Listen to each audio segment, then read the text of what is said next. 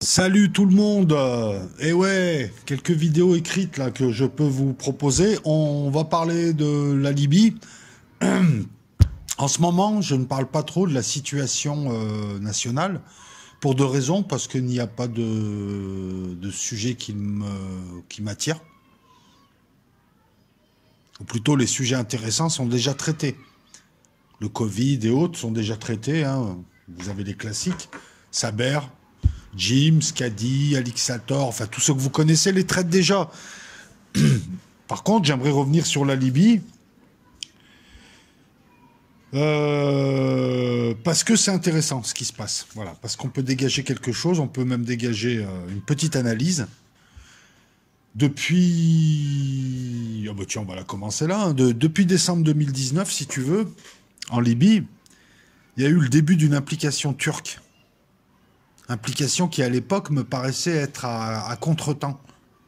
Je me posais la question à savoir est-ce que un peu de matos, un peu de drones allait suffire, vu que l'armée d'Haftar, donc la Libye est divisée en deux depuis quelques années. D'un côté Haftar soutenu par les Émiratis, l'Égypte, la France et d'autres pays encore qui le laissent faire. Et de l'autre côté le GNA, le gouvernement légitime puisqu'il est reconnu par le droit international. Hein. Bon, deux gouvernements de bras cassés, mais il y en a un qui est légitime, celui de Serraj, le GNA, contre la Helena. On va l'appeler comme ça. Haftar contre Serraj. Et Haftar, qui a démarré, en fait, il a rien démarré du tout. À chaque fois qu'il fait un truc, il fout le bazar et il s'en sort pas. Hein. Je vous rappelle que c'est un ancien kadhafiste qui avait déjà mené une guerre perdue contre le Tchad dans les années 80, qui s'est barré ensuite dans les années 80, non, dans les années 2000, qui s'est barré aux USA, qui est revenu avec la révolution colorée, dans les bagages américains, enfin dans les bagages américains, dans les bagages français. Il a cru qu'on allait l'installer comme l'homme fort, ça ne l'a pas fait, comme d'autres d'ailleurs. Il s'est retiré en 2011, en 2014 on le remet dans le circuit, soi-disant pour combattre les islamistes. C'est marrant, mais il y a plein de salafistes dans son armée. Hein. Je veux dire, les salafistes sont des deux côtés. Hein. Voilà, non, non, mais son armée, il y a de tout dedans. Il y a des mercenaires, il y a des toubous mercenaires. Les toubous, c'est une tribu tchadienne. Tu as des salafistes, tu as des anciens kadhafis. C'est vraiment une armée de briques et de broc hein, qu'on a réunis autour de lui. D'ailleurs, ça jase, comme dirait l'autre en ce moment. Donc Haftar était au port de Tripoli, puis on se posait la question à savoir est-ce que l'intervention turque n'était pas un timide, deux à contretemps, est-ce que c'était pas surtout un leurre pour distraire, rapport à la défaite turque en début d'année contre l'armée syrienne et l'armée russe, hein, à Idlib, hein, vous vous rappelez. Donc on a vu arriver du matos, puis des djihadistes. Bah, je vais les appeler comme ça. Hein. S'il y en a qui veulent continuer à les appeler des combattants de la liberté, bah continuez, mais de quelle liberté on parle? La liberté de couper des mains, des têtes? Des observateurs turcs. Alors, en gros, ça veut dire des forces spéciales. Et puis ces observateurs sont devenus forces spéciales. Et puis on a vu arriver des troupes. La Turquie nie, mais il y a des morts qui rentrent au pays, dans des cercueils. D'ailleurs, l'opposition turque et beaucoup de gens en Turquie aimeraient des funérailles nationales. Mais Erdogan n'a pas trop envie de montrer qu'il a des morts là-bas, que ça coûte un peu quand même de vouloir faire de la Libye sa province pétrolière. Il ne s'agira pas d'une critique d'Erdogan là. Hein.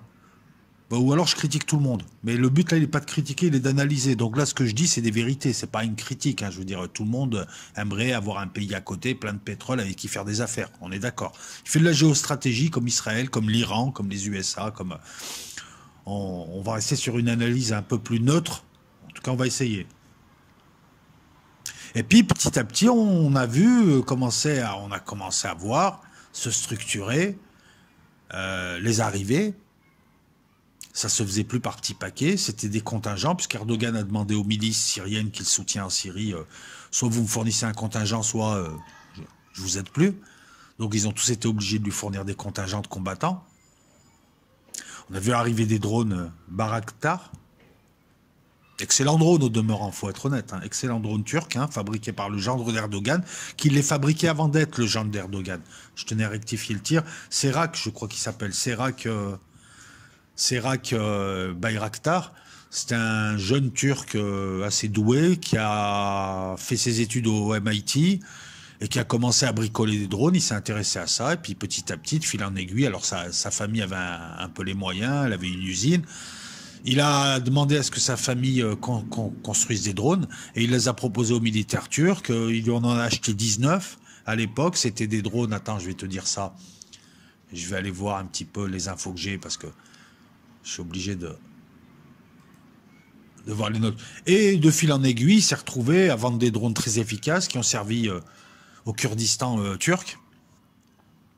Et puis de fil en aiguille, ensuite, il est devenu le gendre. Oui, il est devenu le gendre d'Erdogan. Mais enfin, il est devenu le gendre parce que c'est quelqu'un d'important qui a apporté quelque chose, pas l'inverse. Je veux rectifier cette information parce que on aurait pu croire que.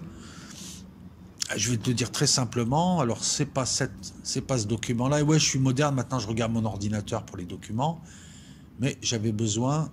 Ah oui, bah oui. Si je regarde là, c'est sûr que ça va pas le faire. Alors. Comme on est en live, je ne vais pas trop bloquer, parce que ça tourne. On a vu arriver le système Coral, on a vu arriver les Bayraktar, les Hank. Ce sont aussi des drones de reconnaissance. La Turquie, en ce moment, essaye de développer un drone de reconnaissance HAL, haute endurance, haute altitude, longue endurance. Des obusiers, tous turcs, hein, des AWACS. Ça a même gonflé les pays voisins, comme l'Algérie ou la Tunisie, des AWACS, qui permettent d'avoir un contrôle radar beaucoup plus ample, puisqu'ils sont en hauteur, hein, je vous le rappelle, et ça leur permet aussi de pouvoir guider, notamment leurs drones, mais d'autres choses, sur le théâtre des opérations.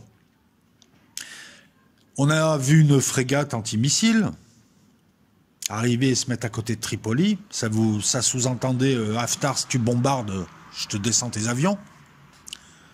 On en a vu arriver une autre. L'Union européenne a décidé de faire un embargo, mais personne ne le respecte, parce que d'un côté, si tu veux, les Émiratis, les Égyptiens livrent, de l'autre côté, les Turcs et les Qataris livrent. D'un côté, les forces spéciales russes travaillent, et les forces françaises aussi, pour rien, pour pas un rond. Vous allez comprendre pourquoi, parce que, en fait, Sarkozy a envahi la Libye, et on s'est fait évincer de la Libye par les Turcs et les Russes. C'est con, hein, avec tous les moyens investis. On a juste créé un foyer de déstabilisation. Les Italiens nous en veulent. Les Italiens, eux soutiennent avec le renseignement le gouvernement Serraj. Ils ont choisi la voie de la légitimité. Et eux aussi ont des forces spéciales, eux aussi ils ont des troupes, eux aussi ils savent fermer les yeux, et eux aussi ils savent bricoler.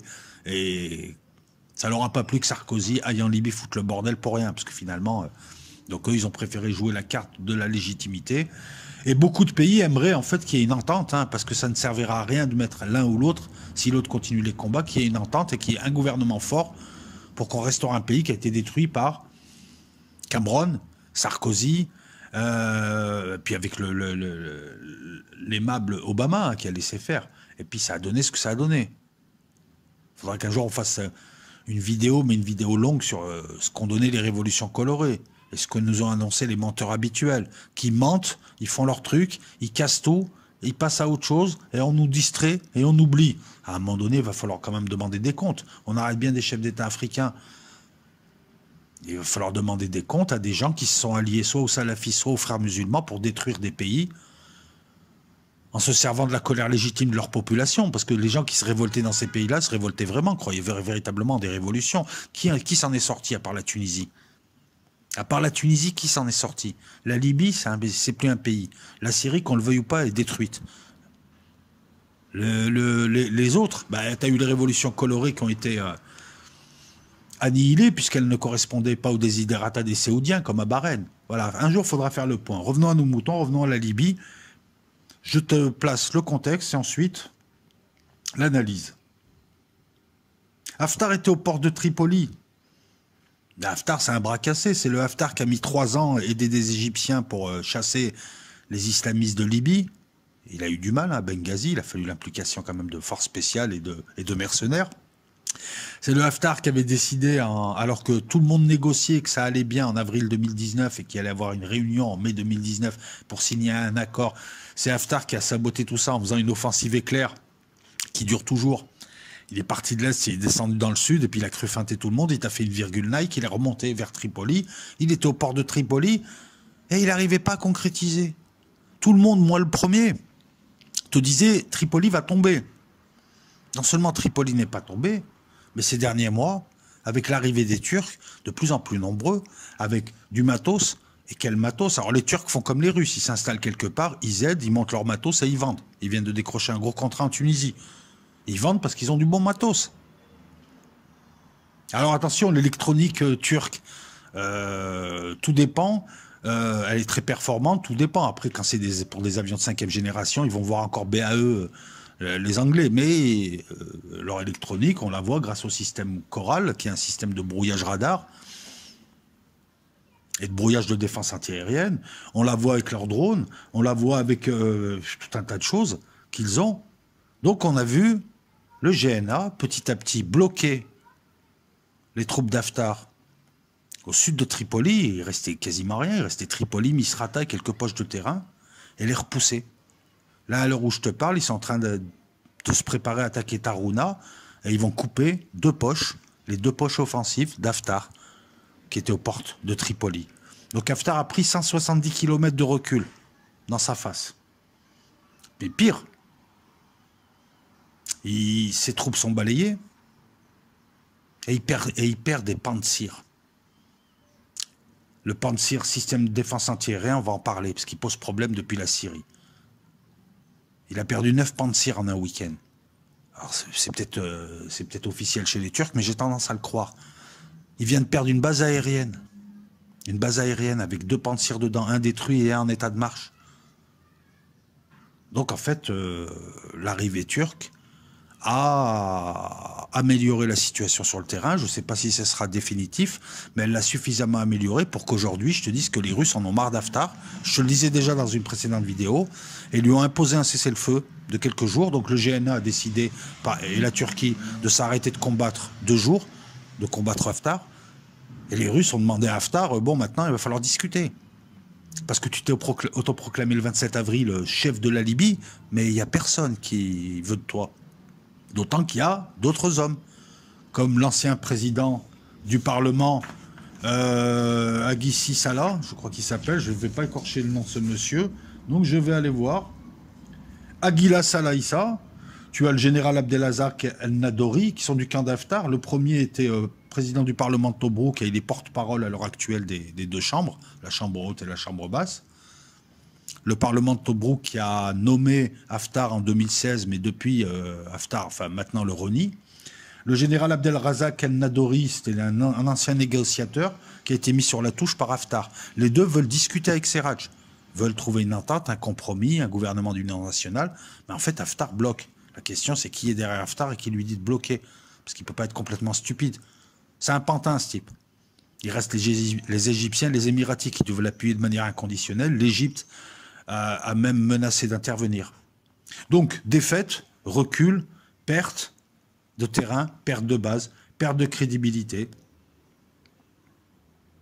De l'autre côté, les Turcs s'installent de plus en plus, font la danse du ventre aux Algériens pour les faire intervenir en Libye. L'Algérie ne veut pas, mais apparemment, elle va changer sa constitution, ce qui, à mon avis, est une connerie pour permettre des opérations extérieures sous contrôle du Parlement, avec une majorité de blocage aux 2 tiers. Mais c'est une connerie. Jusque-là, l'Algérie ne veut pas s'infiltrer, enfin, elle s'est infiltrée clandestinement, ça, on est quelques-uns à le savoir en Libye, mais c'était surtout pour aller chercher quelques djihadistes qui sont rentrés de l'autre côté. Je vous rappelle que sur la frontière est algérienne, il y a la 4e région militaire, c'est une armée dans l'armée. Alors là, tu peux venir avec Haftar, tu peux ramener du monde, personne passe. Vu comme elle est équipée, vu qui gère cette armée-là, et vu les troupes hyper aguerries qui sont aux frontières, ça démarre à Illizi, du côté d'Amenas, tout ça aussi, et ça descend jusqu'aux frontières sud. Hein, voilà, donc personne n'approche. Mais la Tunisie, elle, réprimande les Émiratis en leur disant qu'il faut qu'ils arrêtent leurs petits gens en Libye. Ça fait chier beaucoup de monde de voir la Turquie en Libye. C'est là où on s'interroge, je m'excuse de la faire longue, c'est là où on s'interroge sur la vision géostratégique de ces connards, que sont Sarkozy notamment et autres. Maintenant, avec ce qu'ils ont provoqué en Libye, on a eu les réfugiés, on a ruiné des pays, on a relancé l'esclavage, on a détruit des sources de financement pour plein d'Africains. Mais mieux, au sud de la Méditerranée, on a créé un point de fixation soit pour les Turcs, soit pour les Russes qui vont pouvoir installer des bases aériennes, bases navales, et qui vont avec leurs missiles de croisière menacer le flanc sud de l'Europe. Imagine que Poutine, et on va y venir, mais, ou même Erdogan place des missiles de croisière. Entre la Libye et la France, ou la Libye et l'Italie, il n'y a pas grand-chose. Et Erdogan, à mon avis, ça n'a pas l'air d'être trop l'ami des Européens. J'ai même l'impression que c'est l'inverse. Il est dans une politique néo-ottomane qui les inquiète. Donc vous avez vu le coup de maître? On va en Libye, on détruit un gouvernement, on détruit une stabilité, on se prend toute la merde en retour, on tue un chef d'État qui était rentré dans le rang et qui commençait à acheter français. On aurait pu s'installer tranquillement là-bas. Il demandait qu'à ça, acheter français américain pour pas qu'on l'emmerde à la saoudienne. Et au final, regardez ce qu'on a. Vous avez vu nos stratèges avec le recul? On a gagné quoi là-bas? Autant des colonies. Quand la France envahissait un pays, ou ce qui allait être un pays, on pouvait au moins se dire, ouais, c'est pour la France, on va gratter des ressources. C'était cynique, c'était salaud, mais c'était la marche du monde. Là, on a des gouverneurs vendus à l'OTAN, qui font une politique qu'ils ne maîtrisent même pas, qui jouent aux apprentis sorciers, ça donne à la fin, ça donne ça.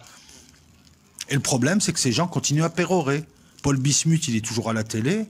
BHL, il continue à donner des conseils. Il se permet de parler de l'Ukraine. Ce gars-là, partout où il est passé, il a semé la merde qu'on a récupéré, nous. Qu'est-ce qu'on a gratté là-bas? Du pétrole? Non, c'est les Turcs ou les Russes qui vont l'avoir. Des contrats? Non, bah c'est les mêmes. Et eux, ils ont raison. Eux, ils ont attendu la fin de la bagarre, ils se sont installés. Ils ont fait la petite bagarre. Sans compter qu'à un moment donné, il va falloir demander à tous ces gens, comment se fait-il que vous avez pactisé avec les frères musulmans et avec des salafistes, avec les pays qui les financent pour détruire des pays, alors que vous nous faites croire que vous êtes en guerre contre le terrorisme depuis 2001. C'est curieux. Alors cette question-là, elle n'est pas complotiste, ce sont des généraux de haut rang du Pentagone qui posent la question. Ou enfin qui posaient la question avant de se faire virer à l'époque d'Obama et de Clinton. Sous Trump, il se la pose moins la question. Parce que j'ai l'impression que... Comment dire ça? Même si je critique la politique de Trump à l'étranger, j'ai l'impression que lui ne veut plus faire alliance et qu'il se désengage. Je ne suis pas en train de dire du bien ou du mal de Trump, pareil, les binaires là qui viennent, t'es pro-Trump, t'es pro-Poutine, t'es pro-machin, je suis pro rien du tout, moi. Je suis pro-moi. On continue? Donc à l'heure d'aujourd'hui, on peut dire que la Turquie a changé la donne. Depuis la prise de la base aérienne, Haftar s'est pris la tête avec les Russes. Il a reproché, alors il y a trois firmes de mercenaires russes sur le terrain, dont la société Wagner. Peu importe les deux autres noms, c'est pas très intéressant. Il faut que tu saches que quand on dit firme russe de mercenaires, c'est une société gérée par les services russes. Quand je dis service, tu parles de services de renseignement, je ne te parle pas de services sociaux. Et c'est aussi la possibilité d'envoyer des forces spéciales sur le terrain, déguisées en mercenaires. Un peu comme en Ukraine. Ça se fait, c'est de bonne guerre. Même si les Russes nient, ils le font, c'est de bonne guerre. Les Algériens l'ont fait en Libye, les Algériens l'ont fait en Syrie, en Irak aussi un petit peu. Tout le monde l'a fait. Tu défroques des militaires, tu les envoies, ils ont une expérience sur le terrain et s'ils se font attraper, c'est qu'ils étaient en vacances, on ne les connaît pas. Haftar apparemment se brouillait avec la société Wagner, je pense, ça se dit pas, mais moi je pense qu'il leur reproche la perte de la base aérienne. Pourquoi? Parce que quand tu mets des forces spéciales ou des mercenaires qui t'apportent une valeur ajoutée dans ce type de conflit entre bras cassés qui sont restés à l'état préhistorique, hein, parce que les combattants, excuse-moi, ils font des boules de feu, c'est tout ce qu'ils font avec des armes achetées à l'étranger. Voilà, ils se mettent à 20 et ils tirent une boule de feu, c'est... Là, on n'est pas dans le... C'est pas Rambo, c'est pas Rambi. Rambi, c'est un mélange de Rambo et Bambi. Voilà. Mais quand tu as des forces spéciales ou des mercenaires, tu les mets soit à l'arrière pour surveiller des points stratégiques, état-major, base aérienne, soit pour occuper le terrain pris, parce qu'ils sont beaucoup plus forts que ton armée, et ton armée, elle fait masse et elle est sur le front, soit pour aller sur le front et faire l'appoint à certains moments, sur certains points chauds, tu fais la différence et tu te retires. Tu fais soit l'appui renseignement, soit l'appui feu, mais c'est pas fait pour faire la guerre.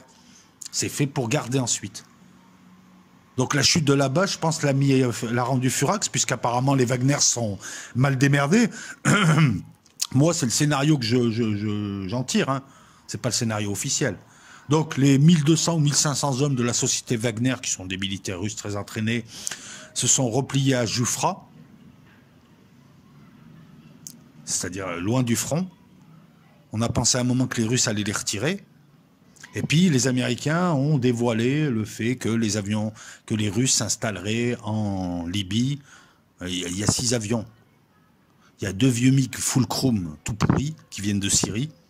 Mais c'est suffisant pour là-bas. Tu as un Sukhoi 24. Il suffit de voir les avions et ce qu'ils vont faire. Ça va bombarder. Les 2 MiG 29, c'est pour la pseudo-suprématie aérienne et pour escorter le Sukhoi 24, qui est un avion de bombardement, hein, de casse, Close Air Support, bombardement au sol, hein, d'appui. Tu as un Sukhoi un peu plus récent. Alors le Sukhoi 24, c'est un Fencer. Le Sukhoi un peu plus récent, tu as un Sukhoi 34 et tu as 2 Sukhoi 35. C'est pas avec ça que tu vas ouvrir une base aérienne. Donc on se dit, bah finalement, non, ils ne se sont pas embrouillés, Wagner et Haftar. Puisque les Russes ramènent des avions. Ils ont retiré leurs troupes, mais officiellement, c'est pour se réorganiser. D'autant qu'en plus, Haftar a annoncé, par le biais d'un de ses larbins, qu'on allait voir, après les défaites sur le terrain, toujours dans la rotomontade, il a annoncé qu'on allait assister à la plus grande campagne de bombardement que la Libye ait connue, avec 6 avions. On a vu le bombardement, ce que ça a donné. Ça a donné que là, depuis 2 jours, il y a un cessez-le-feu qui a été imposé par la Russie. Russie qui commence à se poser des questions sur Haftar. Mais bon, voilà. Les Russes ont une stratégie. Donc ils font avec ce qu'ils ont. Mais là, voilà, ils sont en train de lui dire, mais attends, t'as pété les plombs, là. Il n'y a plus personne qui se soutient à part les Égyptiens et les Émiratis. Et les Égyptiens, c'est nous qui leur vendons l'argent, qui leur vendons les armes. Et pas avec leur argent, parce qu'ils n'en ont pas. Hein. Et les Émiratis vont se calmer aussi. Donc ça, c'est à suivre. Maintenant, il y a une stratégie russe. Les Russes, depuis toujours, ont voulu un accès aux mers chaudes. Avec Poutine, ils l'ont. Ils ont une base navale, une base aérienne en Syrie, et ils visent clairement la Libye. En Libye, il y a de l'argent, il y a du pétrole, donc il y a de l'argent, un très très bon pétrole. Alors les Russes, ils en ont du pétrole. Mais de l'argent, ils n'en ont pas. Ils aimeraient que leur firme en bénéficie. Les Turcs, c'est pareil, ils comptent se faire payer leur guerre en vendant du matos. Leurs drones ont séduit. Certains types d'armement a séduit, donc ils vendent aussi. Il y a toujours un aspect économique. Les Russes, en jouant une carte, en jouant finement en Libye, en y allant doucement, tranquillement, et en essayant de jouer sur le vainqueur tout en ne se brouillant pas avec les autres, qu'est-ce que ça va donner? Regarde une carte. L'OTAN, jusque-là, encerclait la Russie. Et puis la Russie, elle t'a fait une première virgule. Liban, Syrie, Irak, Iran. En neutralisant entre guillemets la Turquie, parce que la Turquie n'est pas un ami de la Russie, ils sont rivaux. Et là, ils sont en train de te faire une deuxième virgule, ils sont en train de te couper l'OTAN en deux et te prendre l'OTAN par le flanc sud. Ils cassent l'encerclement, ils vendent des armes à l'Égypte, ils peuvent s'installer en Égypte quand ils veulent, ils sont en Libye, l'Algérie est un pays ami, même s'ils ne sont pas installés, l'Algérie ne veut pas de leur base, mais bon, voilà. Ben, la Russie est au sud de l'Europe, encore une fois. Dans la guerre avec les USA, les Russes se retrouvent au sud de l'Europe. Et eux, ils ont des missiles Iskander. Des missiles, ils en ont. Des avions, ils en ont. Je te rappelle que, voilà, je te dis, entre Alger et Marseille, il y a 800 km. Un vol d'avion d'1 heure. S'il y a une guerre avec l'OTAN, ils sont au sud. Ils ont des batteries. Ils vont diriger, ils vont contrôler la Méditerranée sud. Et ils contrôlent déjà la Méditerranée est. Ils viennent de raccompagner des avions américains en leur disant « Vous êtes trompé de route, rentre chez toi, casse-toi ». Sur un moyen terme, Poutine est en train de te faire la double virgule Nike, casser l'encerclement OTAN, vendre du matos. En Syrie, ces démonstrations en Syrie lui ont permis de vendre beaucoup. C'est la double virgule Nike. Il s'installe. Il pourra installer une base navale à Sirte, une base aérienne ou deux. Hein? Après, ça va être quoi? Ça va être des Iskander, des Kinjal, des Poséidon, des Bastions, des Zircons. Piège à con. Merci Sarkozy. Grâce à Sarkozy, on t'installe les Russes ou les Turcs. En dessous. Sarkozy, le pro-OTAN. Vous avez vu tous ces apprentis sorciers avec leur plan à la con, avec leur think tank et tout ça? Ça donne quoi? Ça donne des stratégies à 2 balles. Et beaucoup de gens leur avaient dit à l'avance, tout ce que vous faites, de toute façon, c'est de la daube. Revenons à la Libye. Mais le premier point d'analyse, il porte sur ça. Qui a la Libye a le sud de la Méditerranée, que ce soit la Turquie, vu comme elle est installée, ou que ce soit la Russie. D'ailleurs, je comprends pas pourquoi les Américains réagissent pas. Ah, mais parce qu'ils veulent la destruction de l'Europe. Pour eux, l'Europe, c'est un grand marché transnational avec des blancs comme eux, mais pas tout à fait comme eux. J'avais oublié, ils voulaient pas d'une Europe de la défense. C'est pas les gouverneurs actuels qu'on a. On les a vus pendant la crise Covid, comment ils l'ont géré. Hein, bon, faut pas s'attendre à... Mais quand je vous dis qu'il y a vraiment des gens incapables, et le problème, c'est qu'ils ont jamais de compte à rendre. Il y a une irresponsabilité politique. Tu peux lancer des guerres, tuer des gens, faire tuer les tiens, claquer de la thune, travailler pour les Saoudiens et t'es acheté pour des intérêts géopolitiques nuls. Tu t'avilis avec des démons, tu n'as jamais de compte à rendre. Parce que Sarkozy devrait être en prison pour tout ce qu'il a fait. Et pas seulement moralement, parce qu'il a bousillé les intérêts français. La Libye, c'était, tu te le gardes comme ami, tu fais des contrats avec lui, tu lui assures une immunité, ou alors tu le détruis, tu t'installes. Mais tu joues bien le jeu, tu fais pas... Ce qui a été fait en Libye, hein, c'est le fiasco de la Syrie aussi, où la France s'est investie parce que les Saoudiens ont acheté. Ça, j'en parle dans ma vidéo MBS. Hein. Oui, ils ont acheté l'armée française. Ils ont donné de l'argent au gouvernement français pour utiliser l'artillerie des Kaysars, des avions, pour qu'on leur prête des pilotes défroqués, hein, pour qu'on mette les forces spéciales là où on se demande ce qu'elles font, les forces spéciales à Hodeïda, pour installer des troupes, pour avoir du renseignement satellitaire. L'armée française s'est prostituée. Et ne me parlez pas du général de Villiers, il bosse pour l'OTAN aussi. Hein. La deuxième analyse, elle est très intéressante aussi, c'est la faillite du Pantsir S1S. Ah, c'est même plus qu'une faillite, ce truc. On l'a vu déjà en Syrie. Les Pantsirs se faire démonter par des drones, il a fallu l'intervention turque pour calmer les drones Bayraktar, en brouillant notamment. Il y avait l'avion Ilyushin 22 qui a brouillé pas mal, et puis tu as les brouillages des Crachois, hein.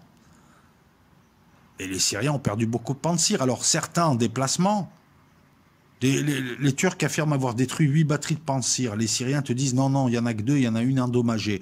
Moi je crois plus les Turcs sur ce coup-là. Parce qu'il y a les vidéos. Le problème des vidéos, c'est qu'elles te montrent des Pantsirs qui sont ni en rechargement ni en déplacement, qui sont sur site et qui ne bougent pas. Alors les Israéliens avaient déjà bousillé un Pantsir et avaient étudié les failles. D'ailleurs je les soupçonne d'avoir donné les failles aux Turcs. Les éventuelles failles par le biais des Américains en 2018, mais eux, ils avaient utilisé un avion, un missile, et ils avaient tiré très très loin, ils avaient utilisé la portée. Le Pantsir, c'est quoi? C'est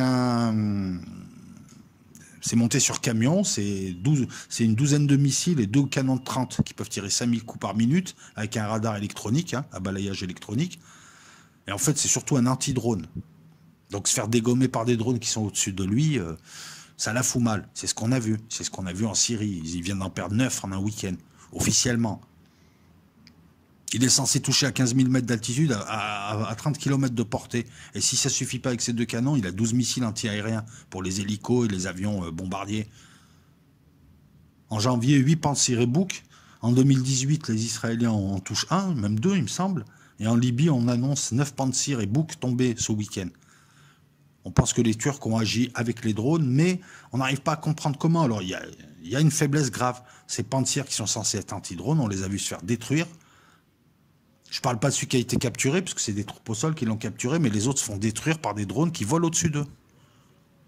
Certains te disent que c'est le système Coral qui doit brouiller. En tout cas, il y a quelque chose, une faille qu'ont trouvé les Israéliens, qui étudient tous les systèmes, S-300, S-400, tout ce qu'ils peuvent. Et cette faille-là, je pense qu'ils l'ont donnée aux Turcs. Les drones Ankh, les drones Bayraktar, guidés par des AEWCS, des AWACS, ont fait du dégât. Faille électronique, faille humaine? Je pense pas, faille humaine. Faille électronique? Il y en a eu en rechargement en déplacement, mais normalement, quand on a un qui recharge, il y en a un qui surveille. Moi, je pencherais pour la faille électronique. Ça ressemble à une paralysie électronique. Ça, je te la rajoute, c'est le petit plus, la petite analyse que je fais. Hein. Tu vois, je ne me contente pas, moi, de relever des faits et de mettre des dates. Hein. Je vous livre des analyses, quand même. Hein. Ce sont les miennes. Hein. C'est pour ça que ça prend du temps, une vidéo. Mais là, en tout cas, les pertes du Pantsir interrogent. Et moi, j'ai envie de dire, c'est une bonne chose pour les Russes, qui ont d'autres systèmes. Oksab, Buk, Tor.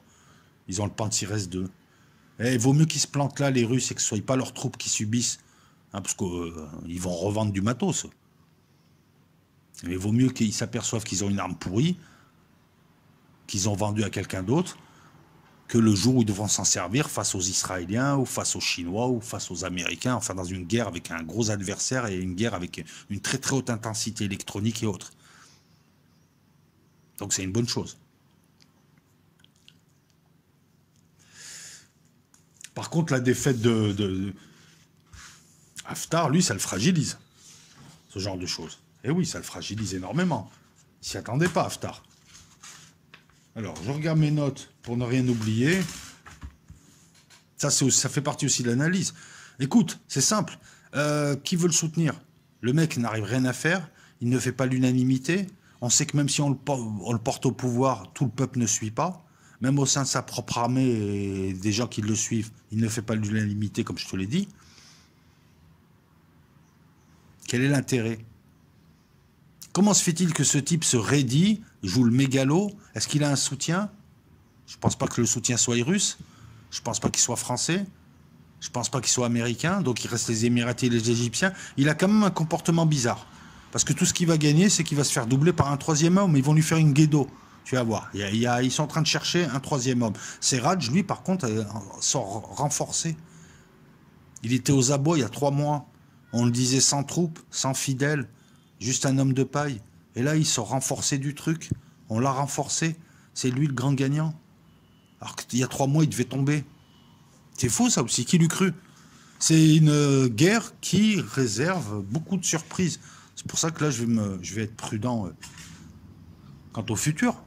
Parce qu'autant Haftar peut renverser la vapeur et puis il peut y avoir un renversement d'alliance. Même si, bon, moi, personnellement, je jouerais Serraj. Parce qu'Haftar, ça a vraiment l'air d'être un...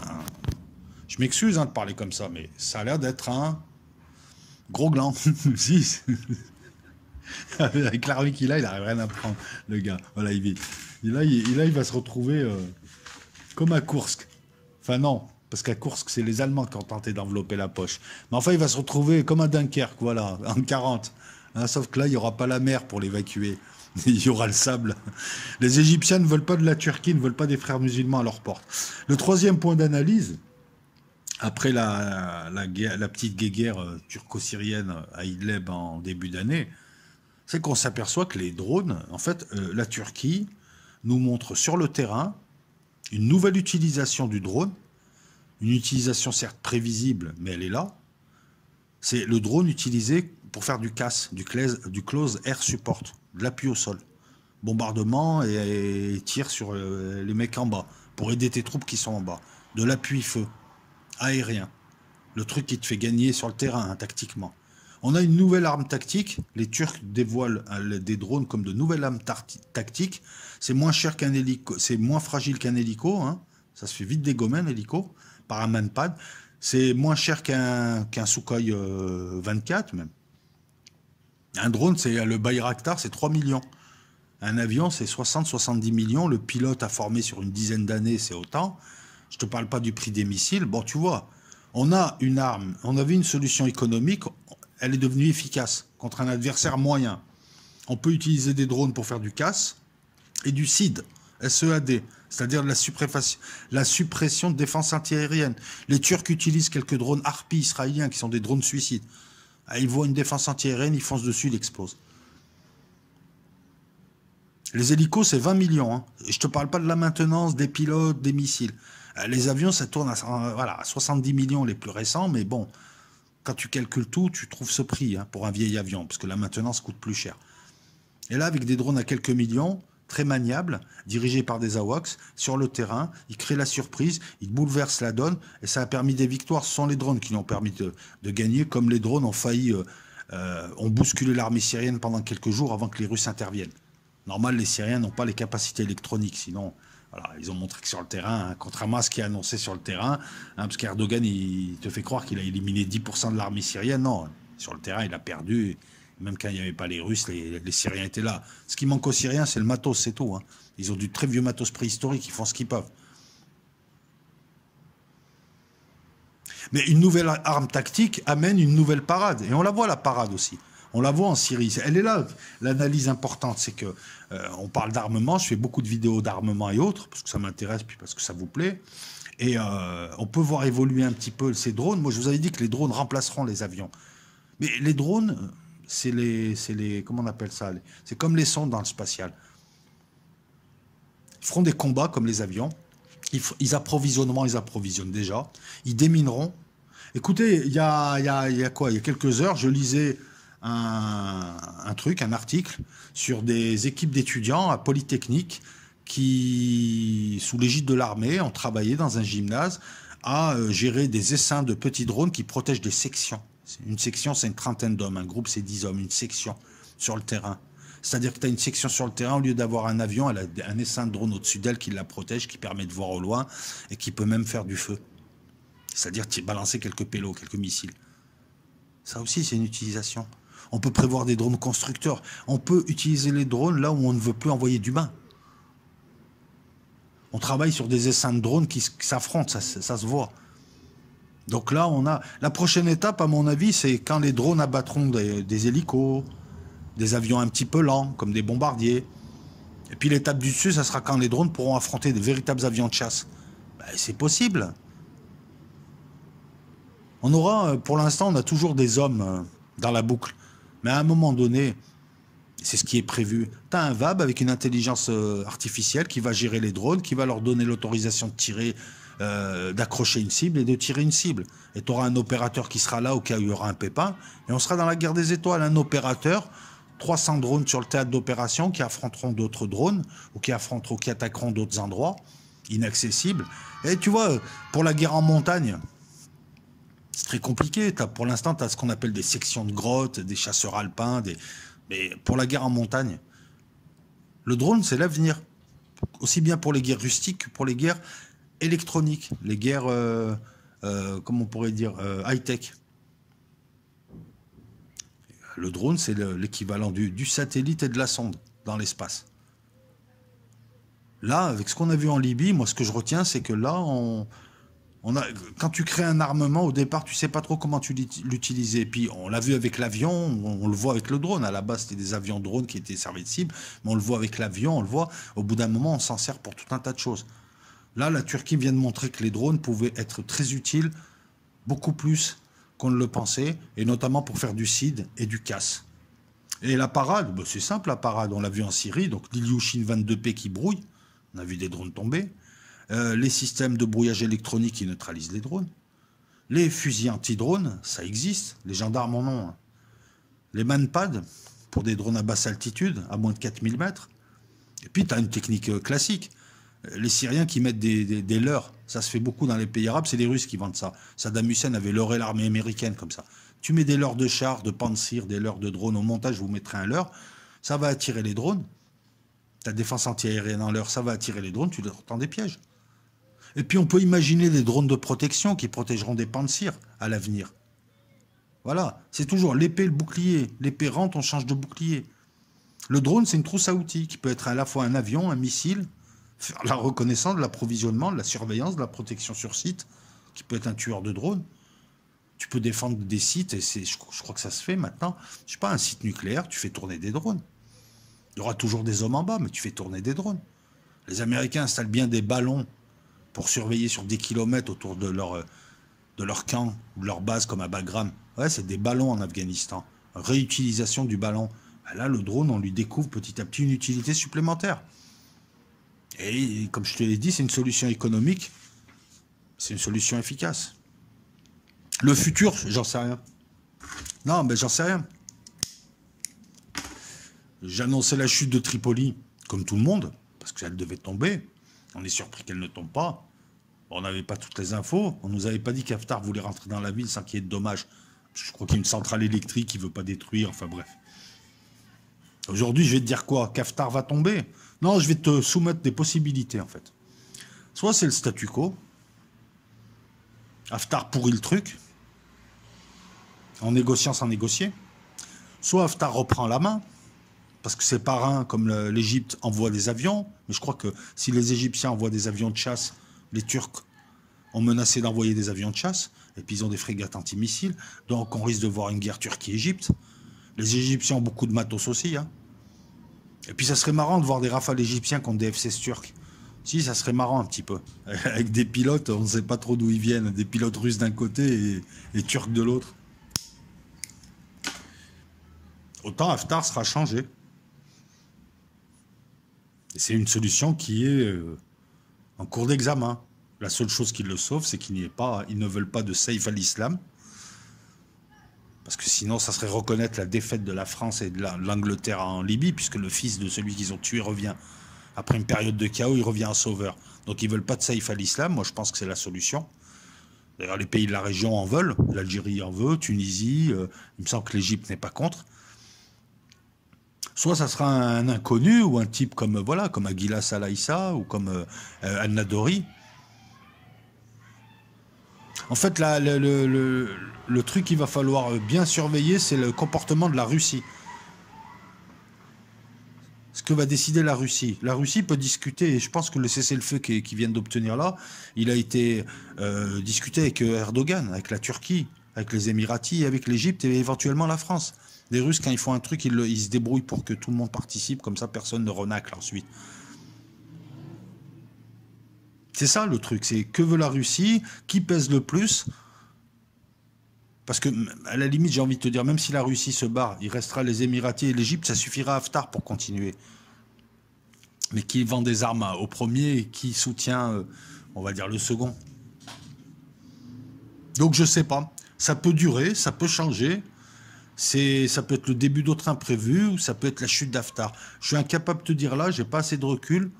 Je suis incapable de te dire ce qui va arriver. En tout cas, on a quand même un rebondissement intéressant. Et puis la petite analyse sur 1, les Pantsir, 2, la situation réelle, politique et autres. Et puis 3, la stratégie russe d'accès aux mers chaudes. Et là, ils s'installent en Libye, ils ont la Méditerranée. Hein. Après, ils font ce qu'ils veulent. Hein. En Syrie, ils ont une base navale.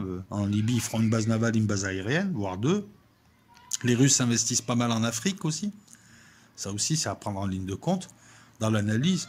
Hein, ils s'investissent pas mal, ils décrochent des contrats, ils font ce que font les Chinois avant eux, ce qu'a fait la France avant, ce qu'a fait les USA avant. Ils arrivent, ils proposent leur service, leur armement, surtout que l'armement russe plaît, parce que il y a un rapport qualité-prix qui est excellent. Ouais, t'as des Pantsir de temps en temps qui sont défectueux, mais à côté du Pantsir défectueux, t'as le Sukhoi 30, le Sukhoi 35. C'est loin d'être des ratés. Hein.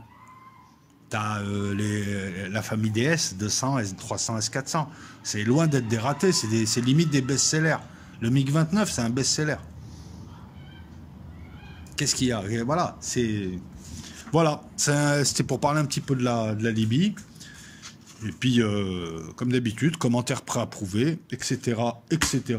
Je leur dis encore une fois, hein, quand vous ne me voyez pas ou vous ne voyez pas de vidéo, c'est que soit je suis en train d'en écrire une, soit je prends le temps ou j'apprécie la vie, parce qu'après le déconfinement, là, j'apprécie de plus en plus d'être loin des écrans. Donc voilà, et puis vous inquiétez pas, de toute façon, je suis pas parti et je risque même de revenir bien plus fort qu'on ne le pense, dans la mesure où je prépare un projet, mais je sais pas si le projet aboutira sur YouTube ou pas, un projet de chaîne YouTube avec des lives. Donc ça, je vais voir, mais pas avant juin, juillet, hein, et peut-être même pas avant septembre, faut voir. Je travaille sur le truc. Il faut que j'ai quelques garanties pour pouvoir agir, mais ça serait faire une chaîne qui émettrait 4 heures ou 5 heures ou 6 heures par jour avec de la musique, des documentaires et surtout des lives. Et avec d'autres gens, de nouveaux visages. Voilà sur quoi je travaille. C'est pour ça que vous me voyez en ce moment un petit peu dilettante sur YouTube. C'est parce que je suis pas sur YouTube et c'est parce que je travaille tranquille mes vidéos sans me prendre la tête, parce que le secret il est là, quoi. Il est de pas se prendre la tête. Après les projets, est-ce qu'ils aboutiront ou pas? Au moins on aura essayé de faire des choses intéressantes. Faut voir un petit peu, hein, voilà. Et je rappelle à ceux qui ne me voient pas sur Los Locos que je suis sur Patreon où je mets des vidéos aussi, hein. D'ailleurs je vais en mettre là cette semaine, hein. Je suis en train de les monter, et que Patreon Los Locos continue, mais que Patreon, voilà, c'est des vidéos un peu plus fouillées, et t'inquiète, Patreon c'est 3 $ par mois. Ça doit être 2 ou 3 euros par mois. Voilà, je fais la pub du Patreon parce que plus on sera sur Patreon, mieux ça sera, et plus je pourrai me consacrer à ces vidéos là. Donc n'hésitez pas. Je vous rappelle que Patreon, tu peux y aller un mois et te casser après, hein. Allez voir un petit peu. Donc là, il doit y avoir une trentaine de vidéos. J'en ai posé une récemment parce que là, je suis en train de faire un cycle renseignement. Et je risque de poser une vidéo, 2 vidéos sur encore les services. Enfin, c'est l'histoire de gens dans les services. Voilà. Là, c'est plus des récits. Donc, j'ai posé une vidéo là, Pedro, une infiltration qui a mal tourné, qui parle d'un agent du SDES. Là, je pense que j'en ferai une sur le capitaine Léger et Paul Ossarès, connu par certains d'entre vous. Voilà les amis, on est mercredi, il me semble, bonne semaine, et puis le temps de la monter, elle sera posée, cette vidéo, avec la vidéo d'MBS, d'abord sur Patreon, et ensuite les 2 vidéos, alors c'est les 2 uniques vidéos que je pose sur Patreon et que je pose ensuite sur Los Locos, sachant que le capitaine Léger, Ossarès, et la vidéo sur la mécanique quantique, j'ai pas encore fini de monter la 2e partie, elles seront exclusivement pour Patreon. Voilà, la Libye et MBS, c'est à la base c'est pour Los Locos, mais je donne l'avant-première, c'est-à-dire 2-3 jours avant, aux agents de Patreon, aux patrons de Patreon. T'as vu, à force de parler de renseignements, j'ai l'impression de... Allez, je vais pas te la faire longue, je te dis à bientôt, ciao.